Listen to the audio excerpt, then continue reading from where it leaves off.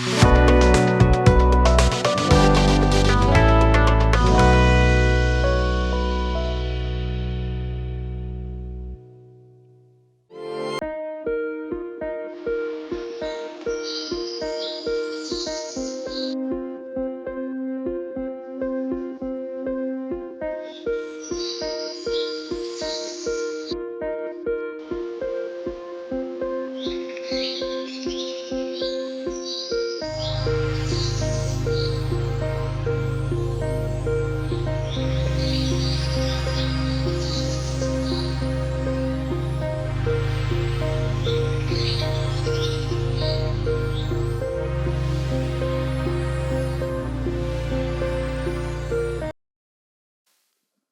जीशु ख्रीष्ट अति बहुमूल्य नाम संपर्क इंडिया द्वारा प्रस्तुत कार्यक्रम नुआ सकाल आशार आज अध्याय मुझे आपण मान स्वागत जनाए।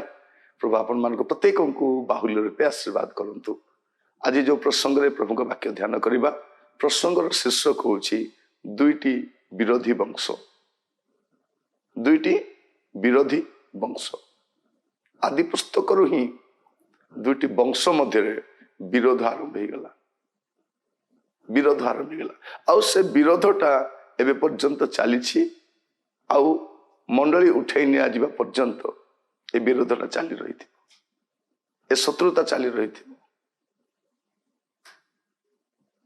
आदि पुस्तक 3 पर्व 15 पद ओ आंभे तुम्भर ओ नारीर मध्यरे पुणी तुम वंश और तांको वंश मध्यरे वैर भाव जन्माइबा से तुम्भर मस्तक को आघात करिवो और तुम्भे ताहार गईठी की आघात करिवो।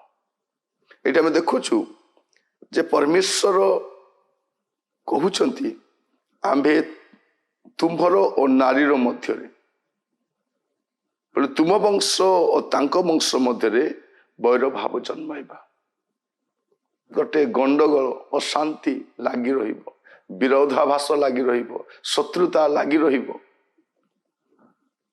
दुईटी विरोधी वंश एई वंश सब बेले से वंश विरोध रे जीवो, एमाने केबे मिसिक रही पारिबे नै। एठी प्रभु गोटे प्रतिज्ञा करूछंती नारीर वंशरु जने आसीबे,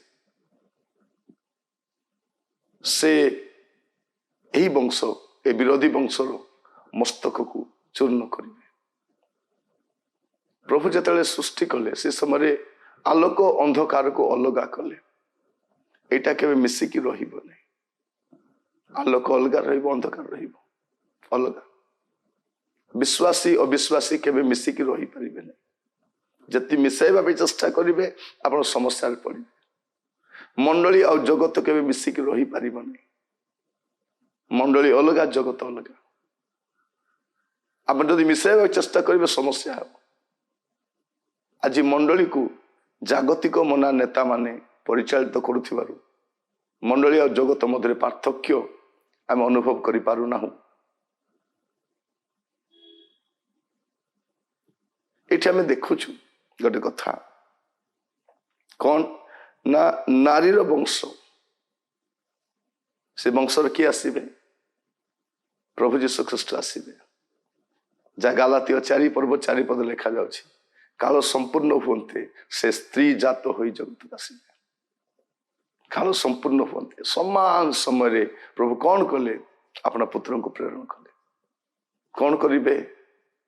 जैसे शैतान को परास्त करिवे।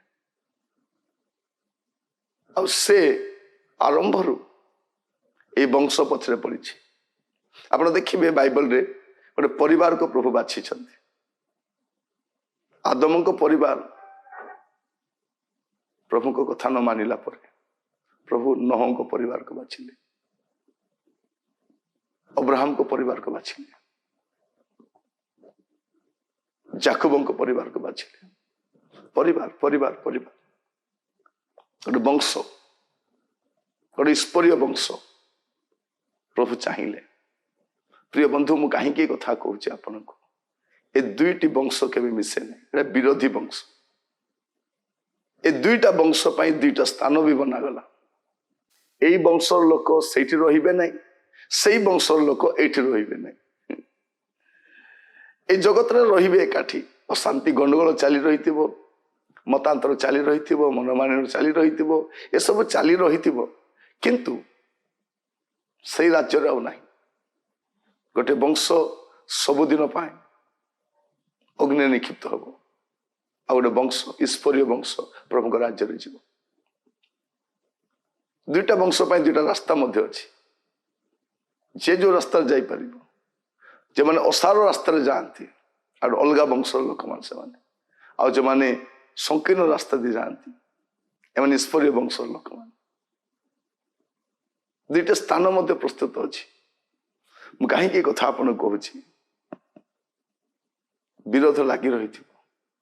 ତେଣୁ ଆପଣଙ୍କୁ ସବୁବେଳେ ସେହି ବଂଶର ଲୋକ, ଯେଉଁମାନେ ନାରୀର ବଂଶରୁ ନୁହନ୍ତି, ଯେମାନେ ସେଇ ଈଶ୍ୱରଙ୍କ ବୀଜରୁ ଉତ୍ପନ୍ନ ନୁହନ୍ତି, ଯୀଶୁଙ୍କ ରକ୍ତରେ ବିଶ୍ୱାସ କରନ୍ତି ନାହିଁ, ଯୀଶୁଙ୍କୁ ତ୍ରାଣକର୍ତ୍ତା ଭାବରେ ଗ୍ରହଣ କରନ୍ତି ନାହିଁ, ସେହି ବଂଶର ଲୋକ ଏହି ବଂଶକୁ ସବୁବେଳେ ଆକ୍ରମଣ କରୁଥାନ୍ତି।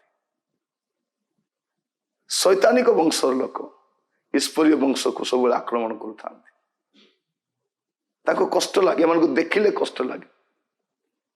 ଦେଖନ୍ତୁ, ଗୋଟେ ମଦୁଆ, ଗୋଟେ ଚୋର, ଗୋଟେ ବଦମାସ, ଗୋଟେ ସ୍ମଗଲର, ଗୋଟେ ଘୃଣ୍ୟ କଳଙ୍କିତ କାର୍ଯ୍ୟକାରୀ ଲୋକ ଗାଁରେ ରହିପାରିବ, ନିର୍ଭୟରେ ରହିପାରିବ, କିନ୍ତୁ ଖ୍ରୀଷ୍ଟ ବିଶ୍ୱାସୀ ସେ ମଦ ପିଏ ନାହିଁ, ଚୋରି କରେ ନାହିଁ, ସ୍ମଗଲିଂ କରେ ନାହିଁ, ବ୍ୟଭିଚାର କରେ ନାହିଁ, କାହାର ଅନିଷ୍ଟ କରେ ନାହିଁ, ଅନ୍ୟର ହିତ ଚେଷ୍ଟା କରେ, ଗୋଟେ ଭଲ ଜୀବନ କାଟେ, ଗୋଟେ ଆଦର୍ଶ ଜୀବନ କାଟେ। ତାକୁ ଗାଁରୁ କାହିଁକି ତଡ଼ି ଦେଉଛନ୍ତି? କାରଣ ସେ ବଂଶ ସହିତ ଏ ବଂଶ ମିଶିକି ରହିପାରିବ। ମଣ୍ଡଳୀକୁ କାହିଁକି ନଷ୍ଟ କରିବାକୁ ଆସନ୍ତି? ଯେ ସେ ବଂଶର ଲୋକ ଏଇଟାକୁ ଦେଖି ସହିପାରନ୍ତି।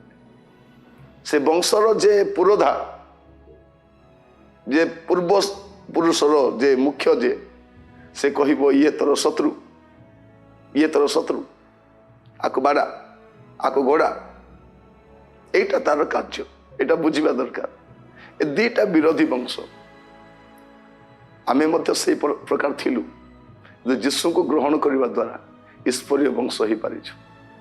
ଆମେ ତ କଲମୀ କରାଯାଇଛୁ, ଆମେ ଈଶ୍ୱରୀୟ ବଂଶ ଲୋକ। ମୋର ପ୍ରିୟ ଭାଇ ଭଉଣୀ ମାନେ, ମୁଁ କାହିଁକି କଥା କହୁଛି? ଏ ବିରୋଧାଭାସ ରହିଥିବ, এই ସମସ୍ୟା ରହିଥିବ। ଯୀଶୁ ଆସି ଆପଣା ଲୋକମାନଙ୍କୁ ଆପଣାର ରାଜ୍ୟକୁ ନେଇଯିବା ପର୍ଯ୍ୟନ୍ତ ଏ ବିରୋଧାଭାସ ଲାଗି ରହିଥିବ। ଆପଣ ଦେଖିବେ, ଚାରିଆଡ଼େ ଦେଖିବେ ସମସ୍ୟା। ଆପଣ ଯଦି ଈଶ୍ୱରଙ୍କ ବଂଶର ଲୋକ ଅଟନ୍ତି, ଆପଣ ଜମା ଭୟ କରିବା ଦରକାର। ପ୍ରଭୁ ଆପଣଙ୍କ ସହବର୍ତ୍ତୀ ହେବେ, କଢ଼େଇ ନେବେ, ସେ ଆପଣଙ୍କ ସହିତ ରହି ଆପଣଙ୍କ ମହିମା ପ୍ରକାଶ କରିବେ। ପ୍ରଭୁ ଆପଣମାନଙ୍କୁ ଆଶୀର୍ବାଦ କରନ୍ତୁ। ପ୍ରାର୍ଥନା କରିବା। ପିତା ପରମେଶ୍ୱର, ଆମେ ଆପଣଙ୍କୁ ଧନ୍ୟବାଦ ଦେଉଛୁ। ପ୍ରଭୁ, ଆମମାନେ ଆପଣଙ୍କର କେହି ନଥିଲୁ ପ୍ରଭୁ, କିନ୍ତୁ ଆପଣଙ୍କ ପୁତ୍ରଙ୍କୁ ପ୍ରେରଣ କରି ଆମମାନଙ୍କୁ ଆପଣାର ସନ୍ତାନ କରିଛନ୍ତି। ଆମେ ବୁଝିପାରୁଛୁ ପ୍ରଭୁ, କାହିଁକି ଆମ ବିରୁଦ୍ଧରେ ଚକ୍ରାନ୍ତ ହୁଏ, କାହିଁକି ତାଡ଼ନା ହୁଏ, କାହିଁକି? କାରଣ ଶୈତାନର ବଂଶର ଲୋକମାନେ ସବୁବେଳେ ଈଶ୍ୱରୀୟ ଲୋକମାନଙ୍କୁ ଆକ୍ରମଣ କରିବା ପାଇଁ ଆଦ୍ୟରୁ ପ୍ରଚେଷ୍ଟା କରି ଆସିଛନ୍ତି। ଏ ଦୁଇ ଗୋଷ୍ଠୀ ମଧ୍ୟରେ, ଦୁଇ ବଂଶ ମଧ୍ୟରେ କେବେ ବନ୍ଧୁତା ହେଇପାରିବ ନାହିଁ। ଏହା ବୁଝିବା ପାଇଁ ଆମମାନଙ୍କୁ ସାହାଯ୍ୟ କର। ଆଲୋକର ସନ୍ତାନ ଆଉ ଅନ୍ଧକାର ସନ୍ତାନ ମଧ୍ୟରେ କୌଣସି ପ୍ରଭୁ ସମ୍ବନ୍ଧ ରହିବ ନାହିଁ। ବିଶ୍ୱାସୀ ଅବିଶ୍ୱାସୀ ମଧ୍ୟରେ କୌଣସି ମିଳନ ରହିବ ନାହିଁ। ସବୁବେଳେ ଅଲଗା ରହିବେ ପ୍ରଭୁ।